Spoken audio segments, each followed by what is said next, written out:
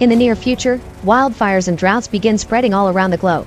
Soon scientists announce an incoming disaster known as the solar crisis, which predicts that at the rate the sun is currently expanding, in 100 years it'll engulf Earth, and in 300 the solar system won't exist anymore.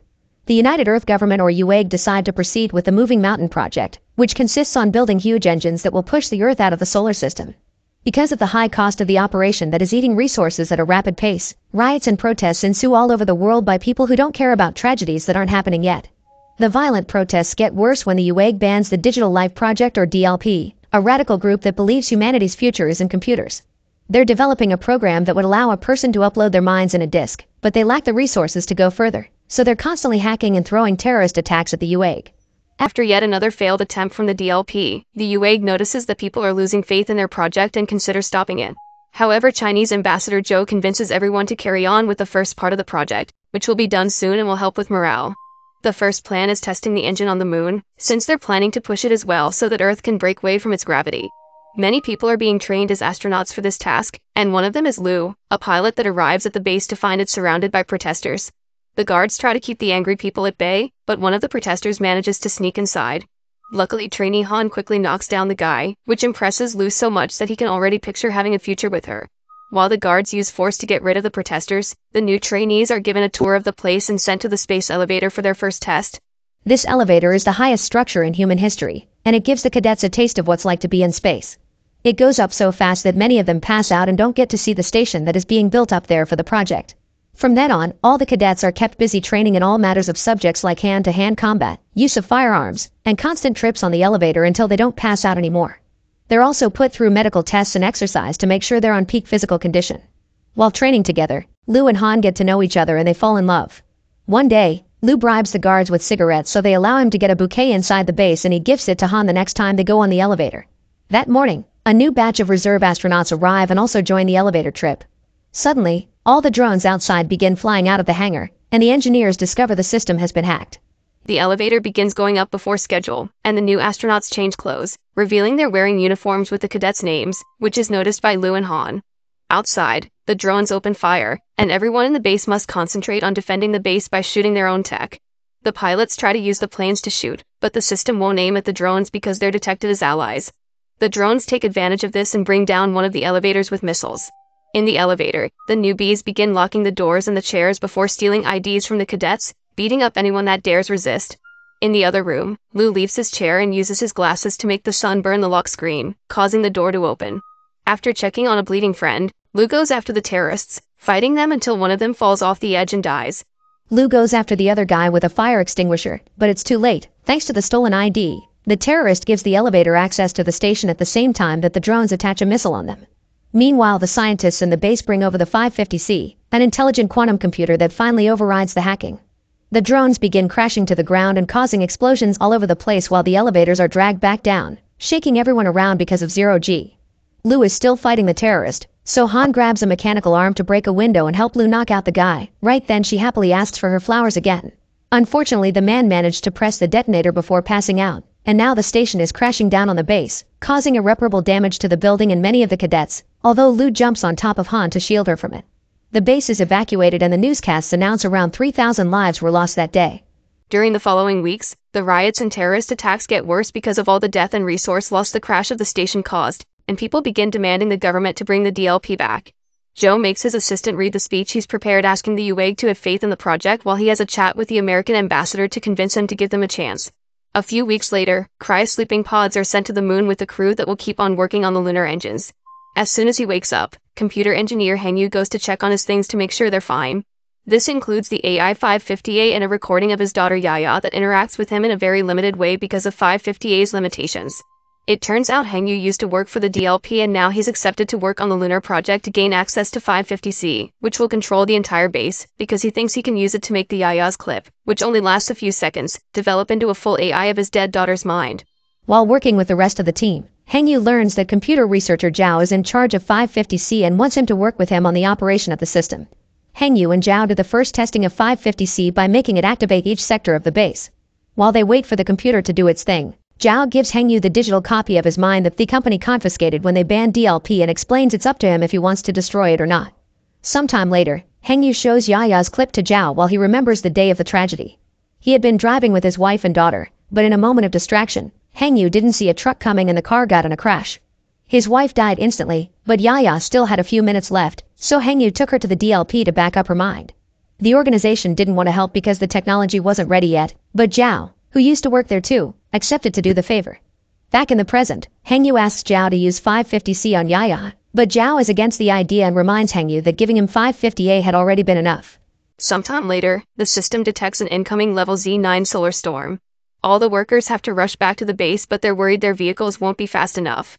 The drivers push the engines to the extreme and manage to enter the base right before the solar storm hits, but unfortunately 550C gets fried in the process. The AI is needed to launch the project in 3 days, so Hengyu offers 550A to replace it in exchange of being put in the team that will develop the future 550 models. Zhou accepts, and Hengyu moves Yaya's mind to a disk before handing the AI. 3 days later, the team tests the engines, and after some seconds of tension, they're delighted to see the moon goes through an angular displacement, small but real. This proves that in 20 years they'll be able to be pushed away completely, and this success gives people all over Earth faith back on the project. A few months later, they test the engines again, this time on Earth. At first all the screens go black and people think it's failed, but suddenly they feel the ground shaking and a bright beam can be seen coming from the astronaut base. Scientists at the UAG confirm that Earth made an angular displacement, and people all over the world celebrate that soon they'll be able to move Earth completely. Many years pass as the UAG continues to work on finishing more powerful engines that will do the full push, and the Moving Mountain project gets renamed as the Wandering Earth. Most of the building is being done by the fixed 550C, who is also developing at an outstanding pace. Every year there's a new test that keeps proving their theories right, and civilians become more accepting of the project, to the point where the DLP disappears completely. However, there's also talk about how not everyone will be allowed into the underground cities that are being built right now, and the requirements to get a pass are quite discriminatory. As Earth's rotation slows down more and more every year, society changes to a 60-hour system and global internet is shut down. All kinds of weather disasters soon hit the planet, like floods and solar radiation that cause a rise in cancer cases. Liu and Han get married, and eventually they have a baby boy that will become the protagonist of the first movie. They're quite worried because it'll be hard to get a pass for the underground cities for their son too, and to make matters worse, Han also gets cancer from the solar radiation. Hengyu never stops working on Yaya's while helping with the development of the new 550, which is named 550 watts. 14 years pass since the fall of the station, and Liu, now with the rank of major, goes to an interview to be one of the navigators that will be sent to the new one. The interviewer is 550 watts, who admits Liu's skills are impressive, but it also knows about his family troubles and thinks it's more reasonable for Liu to stay on Earth and take care of them. Liu admits he's sorry to leave his family behind, but getting chosen for the base is the only way to get his son sent to the underground city through preferential policy.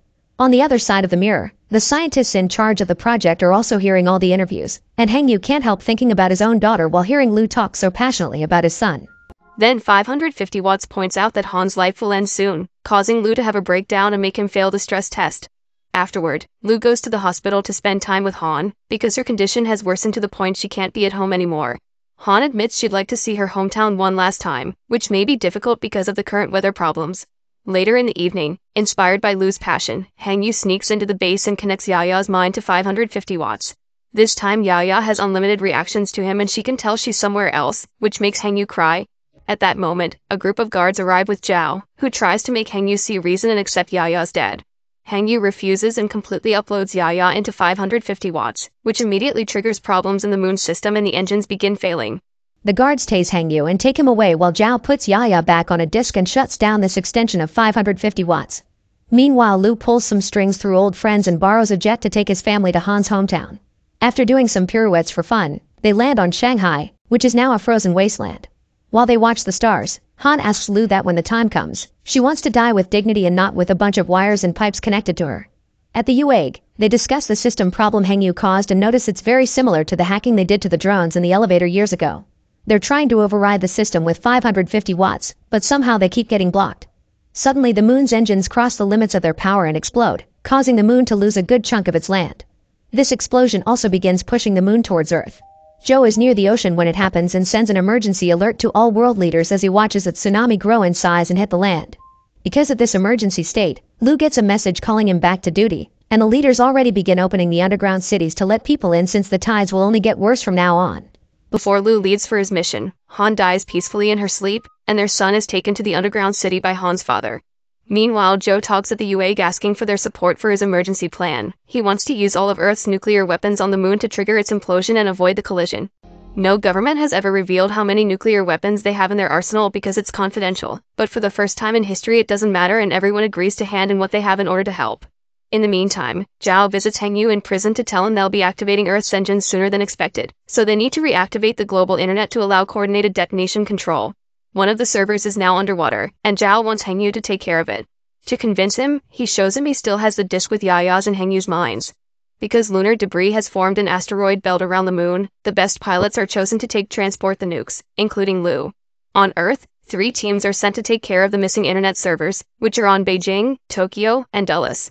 Zhou explains to everyone how to use the key that will decode the password, which contains 30,000 random numbers, then 550 watts will do the rest. Meanwhile, the shuttles with the chosen pilots leave for the moon. The asteroids move fast and come out of nowhere, so they do end up hitting a few of the shuttles and make them crash. This causes the team to lose 200 warheads, only leaving 180 for the detonation. The shuttles are guided by 550 watts through the surface of the moon safely, at least until another asteroid hits one more shuttle and causes it to crash others including Liu's, forcing them to land rather violently. In the end, they lose 384 warheads. The survivors immediately search for tape to fix their helmets to keep up oxygen and bandage any wounds, then they decide they'll deliver the remaining warheads on foot. Liu doesn't want young people to die so soon, so he leaves the shuttle and closes the door, accepting to sacrifice himself for their sake before sending the shuttle with all the survivors back. On Earth, the 3 teams arrive at the locations of the servers and dive underwater, finding all kinds of marine life already making their lives there. With the help of the drones and special tools, Hengyu's team in Beijing enters the building and finds the door to the server, but when they try to force the door open, the tool can't deal with the pressure and malfunctions, heavily wounding one of the men. Zhou tries to take care of the wounds, but he doesn't have the necessary tools and the man dies. While most of the team takes away the body, Hengyu and Zhou decide to go ahead and finish the mission, making all the necessary connections to bring the internet back. While Liu takes a truck to move the remaining warheads, suddenly lunar debris begins falling on Earth, which gets in the way for a backup team to reach the Beijing server. The building starts shaking when the debris hits it, and some hardware falls on Zhao's leg, getting him stuck. The room begins filling with water, and Hengyu can't get the door open even with the help of his drone, so Zhou decides to pass him the password key before the water takes over him and he dies. The lunar debris begins destroying all the major locations on Earth, and the people that had been moving to the underground cities peacefully now being to push in panic. At the UAG, Zhou gets bad news. They don't have enough time to coordinate all the warheads to make them explode at the same time because they're all different models. Zhou is about to lose hope, but one of his men offer one alternate solution. They could send more astronauts and detonate them manually, meaning they would be accepting to be a sacrifice. 300 people are needed for the operation, and a few youngsters volunteer. But this action is interrupted by an older pilot that points out it's their duty to do this and leave the young people to take care of the future. All astronauts that are over 50 agree and immediately get on the shuttles to fly to the moon. Liu is shocked to see them arrive, but his communicator is broken, so he can't say his old teacher and training partners goodbye before he's put on a shuttle to return to Earth. The UAG confirms the Tokyo and the Dulles servers are back online, but not Beijing. Hengyu is having trouble because the water is filling his room as well, and he can't connect the key to the right computer. Desperate for a solution, he connects the mind disk to the computer at the same time the astronauts on the moon detonate all the nukes. The moon successfully implodes and the collision is avoided, however more debris is coming and Earth needs to leave soon. Hengyu activates Yaya's clip and tries to ask her to activate the internet from the inside by showing her the key, but at that moment the water finally covers him and he dies as well. Lunar debris continues to fall all over the world, and the UAG sends an emergency message saying the mission has failed, thus riots and panic begin taking over major cities. However, Zhou thinks not all hope is lost and tells his team to start the countdown to fire the engines. Everyone thinks he's crazy, but in Beijing, Hengyu's mind suddenly activates inside the computer as well. After reuniting with his daughter, the Hengyu AI gets down to business and works to activate the server at the same time a man follows Zhao's orders and presses the button. Everyone at the base watches with awe as the Earth is pushed away out of the lunar debris way and people around the world celebrate while the tides finally calm down. Liu watches the Earth move from his spot in the shuttle and takes the chance to record a beautiful video to send to his son. Meanwhile, Hengyu's and Yaya's mind backups become one with 550 watts. 7 years later, as Earth wanders away, it regains its 24-hour system. Zhou has retired, but his assistant carries on his legacy at the UAG. Now the lunar crisis is over, they start the second part of the plan, which will be to fly near Jupiter in 10 years to get the second boost that will push Earth out of the solar system for good. A space station has been put in place to keep an eye on the engines, and Liu is in charge of it. The system is managed by 550 watts, but the AI decides it isn't easy to say and turns the word around to form Moss. Inside the AI, Hengyu discovers it was the Moss who destroyed the lunar engines and caused most terrorist attacks, let the elevator and drone take over. After watching Yaya in a loop, Moss has reached the conclusion that the best way to preserve human civilization is to destroy mankind, confirming this is the same Moss from the first movie that caused all the trouble under this philosophy. Make sure to subscribe and turn on notifications so you can watch more videos like this. Thanks for watching.